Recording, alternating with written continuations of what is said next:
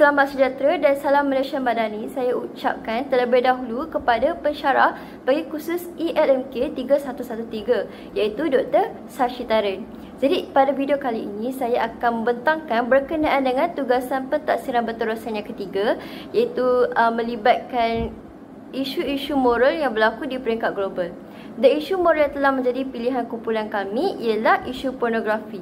Jadi sebelum memulakan pembentangan, saya akan memperkenalkan terlebih dahulu ahli kumpulan yang telah bersama-sama dengan saya bertukar lumus menyiapkan tugasan ini. Jadi ahli kumpulan ini terdiri daripada saya sendiri iaitu Dina binti Slamet, kemudian disusuli dengan pembentang kedua iaitu Siti Nurul Syuhaili binti Nurhan, dan akhir sekali ialah pembentang yang ketiga iaitu Nur Zahidah binti Ahmad Ramadan.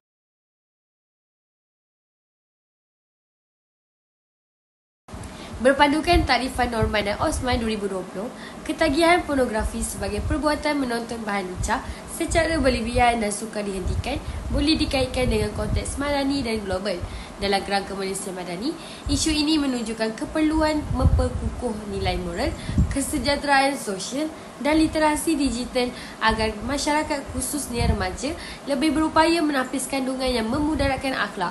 Pada skala global, ketagihan pornografi semakin berleluasa akibat akses teknologi tanpa sepadan menjadikan rakyat Malaysia terdedah kepada pengaruh luar yang mencabar pembentukan sasiah dan etika yang sejahtera selari dengan nilai madani. Berhubung dengan isu global yang kami pilih iaitu isu pornografi, daripada subtopik statistik ini kita dapat lihatlah bahawa dua benda yang perlu masyarakat bimbangkan berkenaan dengan isu pornografi ini.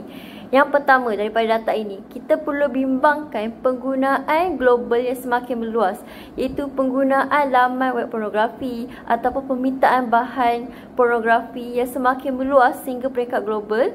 Dan perkara kedua yang perlu dibimbangkan daripada data ini ialah peningkatan ancaman terhadap keselamatan kanak-kanak dalam talian. Berdasarkan data statistik yang dilaporkan oleh Merlia pada tahun 2025, data tersebut menggambarkan skala penggunaan yang amat besar, di mana laman web utama pornografi mencatatkan angka lawatan bulanan melebihi 10.8 bilion pengguna. Jadi daripada data ini dah menunjukkanlah sejauh mana kandungan pornografi ini telah dinormalisasi dalam masyarakat digital, sebab laman web tersebut mendapat lawatan yang berterusan dan sentiasa banyak dan semakin meningkat mencecah bilion dalam masa bulanan je. Analisis data lain pula yang ada dalam gambar tu berkenaan dengan Joran Jatina, di mana 87% pengakses laman web pornografi ini dikenal pasti sebagai lelaki berbanding 28.5% wanita.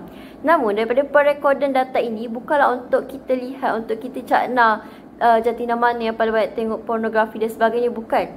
Tapi data ini sebenarnya ingin membuktikan bahawa akses kepada pornografi ini adalah fenomena global yang melibatkan puluhan juta individu merentasi pelbagai latar belakang.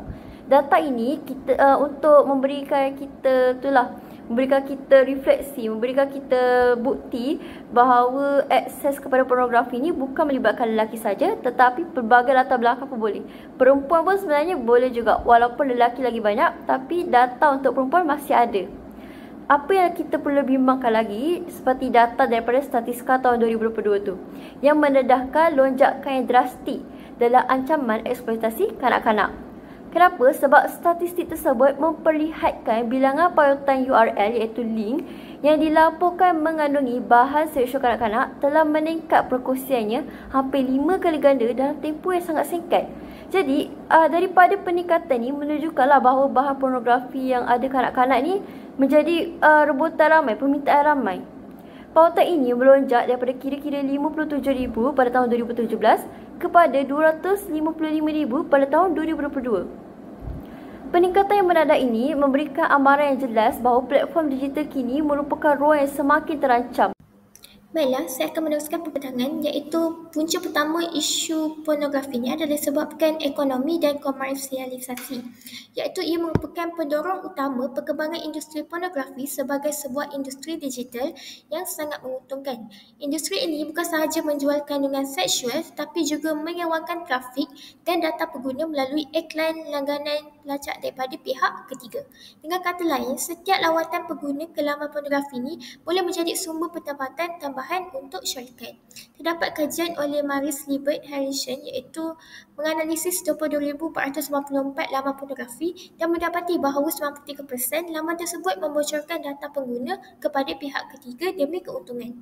Hal ini menunjukkan bahawa komersialisasi adalah pemacu utama pengeluaran dan penyebaran kandungan pornografi dalam talian. Terdapat contoh iaitu daripada tindakan Federal Trade Commission iaitu FTC pada tahun 2025 terhadap syarikat ILO. Pemilik Pornhub jelas menunjukkan bagaimana dorongan keuntungan boleh mendorong pengabaian etika dan keselamatan. FTC ini mendapati platform ini membenarkan kandungan tanpa persetujuan dan kandungan berisiko terus wujud kerana ia menjana trafik dan pendapatan. Jadi kes ini dibawa kepada denda USD sebanyak 5 juta dan syarikat diarahkan memperbaiki sistem verifikasi kandungan serta menjalani audit bebas secara berkala. Jadi daripada perspektif pasaran global, Amerika Syarikat ni menjana trafik pornografi yang tertinggi iaitu menyumbang kira-kira sebanyak 18% daripada jumlah lawatan ke laman Pornhub. Terdapat juga negara lain seperti Indonesia, Brazil dan Perancis yang juga mencatat trafik tertinggi yang menunjukkan pornografi adalah isu global yang melibatkan pelbagai negara. Jadi kesimpulannya, faktor ekonomi komersialisasi ini menjadikan pornografi ini isu industri yang besar dan kompleks. Jadi keuntungannya menjadi pendorong utama kepada cara kandungan itu dihasilkan, disebarkan dan dikawal di ruang digital. Dengan memahami kunci ini, kita dapat melihat bahawa penyelesaian bukan sahaja memerlukan kawalan undang-undang, tapi juga kesedaran tentang bagaimana keuntungan mempengaruhi penyebaran kandungan secara tidak terkawal. Kemajuan teknologi digital hari ini menjadikan akses kepada maklumat terlalu mudah sehingga membuka ruang yang luas kepada penularan kandungan pornografi khususnya dalam kalangan remaja. Dengan peningkatan penggunaan internet dan telefon pintar setiap tahun, generasi muda sentiasa berada dalam persekitaran yang terdedah kepada media tanpa batas dan hal ini akan menyebabkan kandungan tidak bermoral dapat dilayari hanya dalam beberapa saat. Situasi ini bertambah membimbangkan apabila kajian menunjukkan bahawa pendedahan berulang terhadap bahan pornografi merangsang pelepasan hormon dopamin yang menimbulkan rasa seronok dan seterusnya menggalakkan individu untuk mencari rangsangan yang lebih kuat sehingga membawa kepada risiko ketagihan. Pada masa yang sama, perkembangan teknologi turut menyumbang kepada peningkatan penghasilan dan penyebaran kandungan pornografi secara besar-besaran yang dapat dilihat melalui jumlah permintaan penghapusan kandungan global yang meningkat pada saban tahun. Di Malaysia sendiri, ribuan laman web serta hantaran berusulkan pornografi telah diturunkan oleh SKMM sejak tahun 2022 yang menunjukkan bahawa akses yang terlalu mudah telah mendorong penggunaan serta penghasilan kandungan ini pada kadar yang lebih pantas. Secara keseluruhannya, teknologi digital yang sepatutnya dimanfaatkan untuk pembelajaran dan komunikasi kini telah menjadi faktor utama yang mendedahkan remaja kepada risiko moral dan psikologi sekaligus menuntut kawalan dan kesedaran yang lebih serius daripada semua pihak.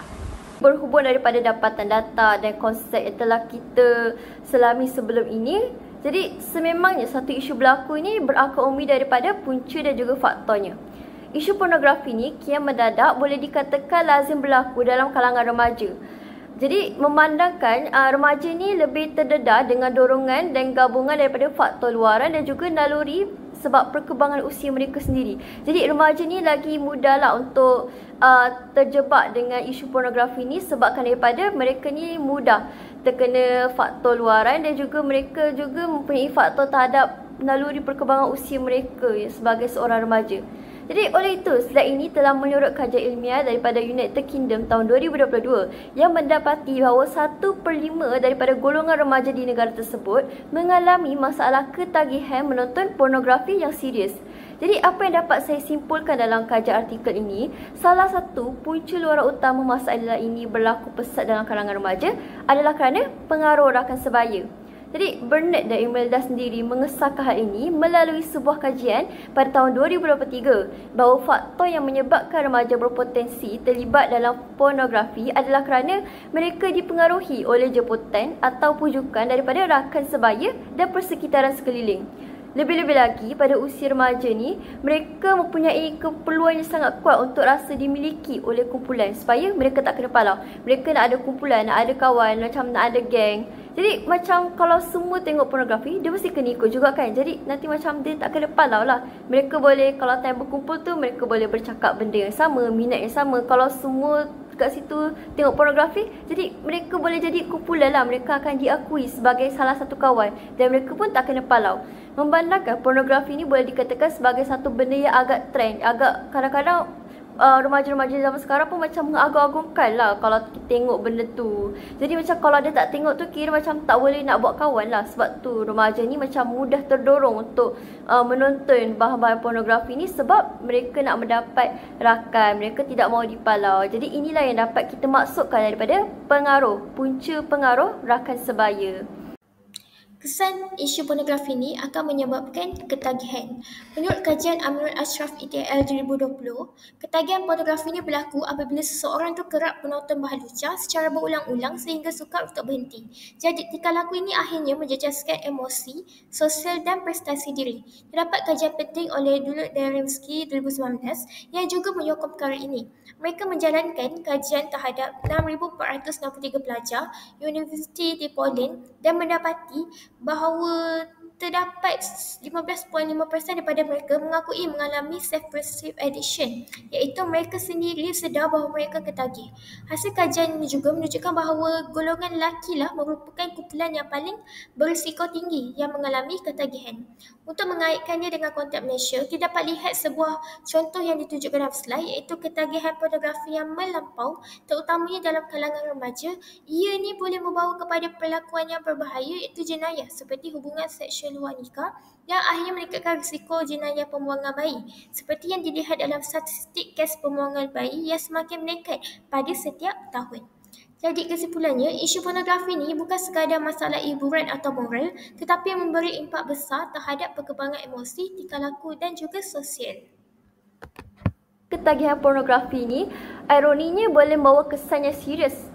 Tapi serius itu sehingga ke peringkat global, iaitu peningkatan perdagangan manusia dan seks dalam ekonomi global. Jadi mungkin kita akan ingat pornografi ni biasanya membawa kesan terhadap diri sendiri, tak pun masyarakat semua. Tapi kita tak tahu bahawa isu ketagihan ni juga boleh menyebabkan kesan sehingga ke peringkat global.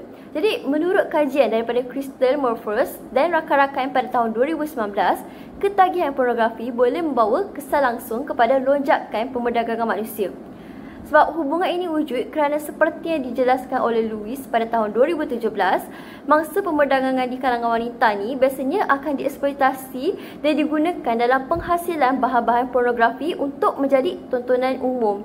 Video-video dan gambar-gambar tu sebenarnya berlaku daripada mangsa perdagangan manusia yang terdiri daripada jatina perempuan lah. Jadi mangsa perdagangan manusia yang berjatina wanita ni akan dieksploitasi secara seksual lah untuk menghasilkan bahan-bahan pornografi. Jadi, pengesahan terhadap kaitan ini disokong oleh Boucher pada tahun 2017 yang menyatakan bahawa di bawah Undang-Undang Persekutuan, pornografi merupakan satu bentuk perdagangan seks. Jadi, kalau ramai orang mahukanlah bahan pornografi ni, jadi kat sini meningkatlah hasil perdagangan seks global. Jadi, macam kita ingat, perdagangan seks ni mungkin yang macam biasa kat clubbing tu semua. Tapi kita tahu bahawa bahan pornografi juga merupakan salah satu perdagangan seks. Maksudnya macam boleh bawa duit lah. Jadi keseriusan lah masalah ini sememangnya bukan sesuatu yang palsu, sebab kesan ini disokong oleh berita yang saya telah lampirkan daripada sumber CBS News tahun 2025 yang melaporkan bahawa lebih 1,000 wanita telah dieksploitasi secara seksual dalam satu sindiket perdagangan manusia. Jadi macam kita dengar yang popular baru-baru ni, memang popular lah pasal perdagangan manusia. Tapi biasanya kita akan ingat perdagangan manusia ni macam jual organ ataupun jadi scammer kan. Tapi kita tahu bahawa perdagangan manusia ni juga merujuk pada eksploitasi secara seksual untuk dijadikan sebagai bahan pornografi. Jadi kat sini telah menonjolkan sebuah realiti bahawa permintaan yang didorong oleh pasaran pornografi boleh menyumbang kepada penderitaan manusia sebenar. Jadi kalau macam orang tu mungkin dia fikir macam dia tengok pornografi macam tu, dia ketagih macam tu. Tapi dia tak fikir bahawa tontonan dia tu, akses dia tu ke dalam laman pornografi tu menyebabkan bahan pornografi ni menjadi permintaan ramai. Jadi boleh menyebabkan meningkatlah pemerdagangan manusia untuk menghasilkan bahan-bahan pornografi tersebut. Kemajuan teknologi digital hari ini menjadikan akses kepada maklumat terlalu mudah sehingga membuka ruang yang luas kepada penularan kandungan pornografi khususnya dalam kalangan remaja. Dengan peningkatan penggunaan internet dan telefon pintar setiap tahun, generasi muda sentiasa berada dalam persekitaran yang terdedah kepada media tanpa batas dan hal ini akan menyebabkan kandungan tidak bermoral dapat dilayari hanya dalam beberapa saat. Situasi ini bertambah membimbangkan apabila kajian menunjukkan bahawa pendedahan berulang terhadap bahan pornografi merangsang pelepasan hormon dopamin yang menimbulkan rasa seronok dan seterusnya menggalakkan individu untuk mencari rangsangan yang lebih kuat sehingga membawa kepada risiko ketagihan. Pada masa yang sama, perkembangan teknologi turut menyumbang kepada peningkatan penghasilan dan penyebaran kandungan pornografi secara besar-besaran yang dapat dilihat melalui jumlah permintaan penghapusan kandungan global yang meningkat pada saban tahun. Di Malaysia sendiri, ribuan laman web serta hantaran berusulkan pornografi telah diturunkan oleh SKMM sejak tahun 2022 yang menunjukkan bahawa akses yang terlalu mudah telah mendorong penggunaan serta penghasilan kandungan ini pada kadar yang lebih pantas. Secara keseluruhannya, teknologi digital yang sepatutnya dimanfaatkan untuk pembelajaran dan komunikasi kini telah menjadi faktor utama yang mendedahkan remaja kepada risiko moral dan psikologi sekaligus menuntut kawalan dan kesedaran yang lebih serius daripada semua pihak. Langkah utama yang telah saya syorkan dalam menangani ketagihan pornografi ni, yang paling mudah lah, yang paling mampu dilakukan oleh semua orang yang terlibat ni adalah melalui pengubahan rutin harian kepada amalan gaya hidup sihat. Jadi berdasarkan daripada kajian Sofia dan juga Jaya pada tahun 2023, jadi kajian ini melibatkan remaja lelaki lah, dan remaja lelaki tersebut merupakan salah satu daripada mangsa yang pernah menghadapi ketagihan pornografi. Jadi daripada kajian tersebut mendapati bahawa isu ketagihan ini dapat diatasi dengan mengubah rutin harian kepada perkara yang lebih berfaedah. Jadi dalam slide tersebut saya telah lampirkan data kualitatif iaitu transkripsi bagi temu bual yang berlaku dalam hasil kajian ni. Jadi strategi untuk kita mula mengamalkan gaya hidup sihat ni bukan sekadar kita berubah begitu saja, tapi melibatkan dua mekanisme yang penting. Jadi kita akan mampu berubah kalau kita tak sedar dua benda ni, iaitu mindfulness dan juga redirection. Jadi mindfulness dan redirection. Jadi melalui mindfulness ni, remaja akan didorong untuk mula menyedari dan mula mengenal pasti apa pencetus dan juga desakan mereka untuk mula terjerumus untuk menonton bahan pornografi.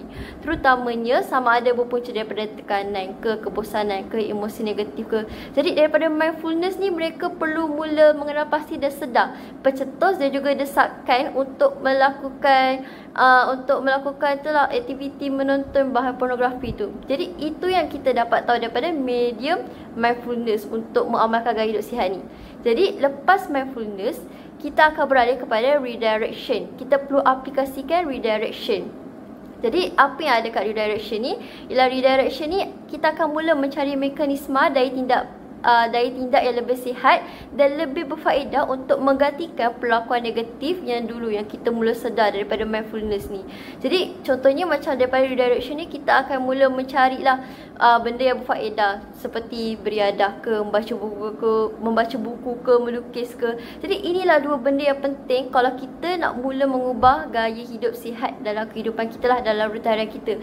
Mula-mula kita perlu mindfulness, kita perlu sedar, kita perlu cari apa tu pencetus desakan kita ke arah tidak tingkah laku negatif tu.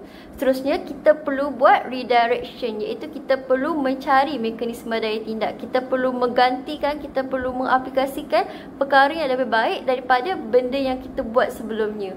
Jadi, benda ni saya dapat simpulkan sebagai membiasakan yang betul, dan juga kita perlu membetulkan perkara yang kita biasa buat dulu. Kalau dulu macam kita stres je, kita akan fikir, oh kita akan tengok pornografi macam tu kan. Tapi melalui daripada kita mula mindfulness ni, kita mula sedar, kita mula macam cari, oh selama ni saya tengok pornografi sebab saya stres. Jadi kita dah sedar kat situ. Jadi kita dah boleh mula aplikasikan redirection, iaitu untuk mula mencari pengaplikasian, penggantian baru untuk tingkah laku yang lama. Jadi daripada kita buat pornografi, daripada kita menonton pornografi, mungkin redirection akan menyebabkan kita mula sedar untuk mula melakukan benda-benda yang lagi berfaedah. Macam, oh daripada tengok pornografi, lebih baik kita baca buku. Jadi dekat sinilah macam mana perubahan amalan gaya hidup sihat tu boleh berlaku, iaitu apabila kita melalui dua medium penting ini, iaitu kita pertama sekali kita mesti mindfulness, kita mesti sedar, kita mesti tahulah apa tu punca, dari mana desakan kita untuk mula terjebak tu, dari mana, datang dari mana. Dan yang kedua, selepas kita dah sedar, kita dah kenal pasti diri kita sendiri, kita boleh redirection. Barulah kita boleh redirection. Kita boleh menggantikan, kita boleh mengaplikasikan benda yang baru untuk menggantikan tingkah laku yang negatif, yang lama yang biasa kita amalkan. Berdasarkan langkah penyelesaian yang ditunjukkan dalam slide ini, isu pornografi dapat ditangani melalui penguatkuasaan Polisi Kawalan Akses Laman Lucah, khususnya dengan memperketatkan tapisan laman web berusulkan pornografi melalui sekatan ISP dan teknologi penapisan kandungan. Usaha ini selari dengan tindakan MCMC yang meningkatkan kawalan selia kandungan lucah di media digital dan menguatkuasakan undang-undang seperti Akta Komunikasi dan Multimedia bagi mengurangkan akses tanpa kawalan. Dari sudut agama, Islam sendiri menegaskan larangan mendekati perbuatan yang membawa kepada kerosakan moral, seperti yang disebut dalam surah Al-Isra ayat 32 yang menunjukkan bahawa pencegahan pornografi adalah tuntutan menjaga maruah dan akhlak. Prinsip ini turut seiring dengan ajaran agama lain seperti Kristian yang menekankan kesucian pandangan dalam kitab Matthew dan agama Buddha yang melarang tingkah laku seksual tidak bermoral yang sama-sama menganggap kandungan lucah sebagai sesuatu yang memudaratkan kesejahteraan diri dan masyarakat. Dengan kombinasi kawal selia undang-undang dan nilai etika pelbagai agama ini, usaha untuk membendung isu pornografi dapat dilaksanakan dengan lebih menyeluruh. Baiklah, seterusnya saya akan membentangkan langkah menangani isu pornografi, iaitu sokongan kaunseling dan kesihatan mental. Jadi dalam slide ini dia menekankan bahawa langkah yang paling penting ialah dengan menyediakan sokongan kaunseling dan perkhidmatan kesihatan mental, terutamanya kepada individu yang terlalu terdedah atau menunjukkan tanda ketagihan. Menurut kajian oleh Carlos Javier Beta pada tahun 2025, mereka telah meneliti sebanyak 20 kajian yang melibatkan 2021 peserta.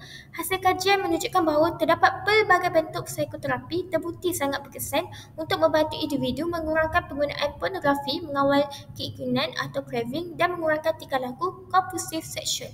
Antara terapi yang paling berkesan termasuklah Cognitive Behavior Therapy, iaitu CBT. CBT dapat membantu individu mengenal pasti pemikiran negatif atau dorongan yang mendorong mereka menonton pornografi. Yang kedua adalah Acceptance, iaitu Commitment Therapy, iaitu ACT, yang membantu individu belajar menerima tekanan dan dorongan yang muncul tanpa perlu tunduk kepadanya. Kaedah ini terbukti berkesan mengurangkan craving serta meningkatkan kestabilan emosi selepas rawatan.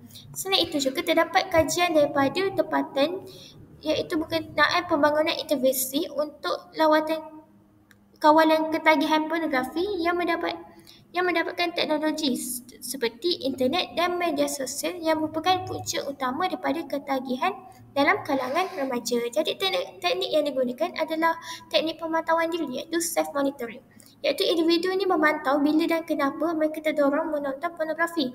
Dengan mengetahui pencetus tingkah laku, mereka lebih mudah untuk mengawal diri. Yang kedua adalah penggantian tingkah laku, iaitu behavior substitution, iaitu mereka dapat digalakkan menggantikan waktu lapang atau situasi yang berisiko dengan aktiviti lain seperti bersukan, membaca atau bergaul dengan rakan-rakan. Yang ketiga adalah latihan pengurusan stres, iaitu dengan ketagihan pornografi sering berlaku apabila seseorang tu cuba menghilangkan tekanan ataupun kebosanan. Jadi teknik pengurusan stres seperti pernafasan, liadah dan aktiviti santai dapat membantu mengurangkan kebergantungan terhadap pornografi. Jadi kajian ini menunjukkan bahawa pendekatan-pendekatan ini bukan sahaja mengurangkan penggunaan pornografi, bahkan turut mengurangkan gejala kemurungan serta meningkatkan motivasi diri dan memberikan kesejahteraan emosi dalam jangka masa yang panjang. Jadi kesimpulan kita dapat lihat kat sini, kaunseling, terapi psikologi dan strategi kawalan diri ini merupakan gabungan langkah yang paling berkesan dalam membantu individu menangani ketagihan pornografi. Dengan sokongan yang betul, perubahan positif dapat dicapai dalam individu tersebut. Keseluruhannya, isu pornografi ini merupakan isu yang serius yang perlu diberi perhatian oleh semua pihak. Hal ini kerana jika tidak diketangani dengan berkesan, ia boleh membawa kepada masalah yang lebih meluas dan menjadi isu global yang semakin membimbangkan.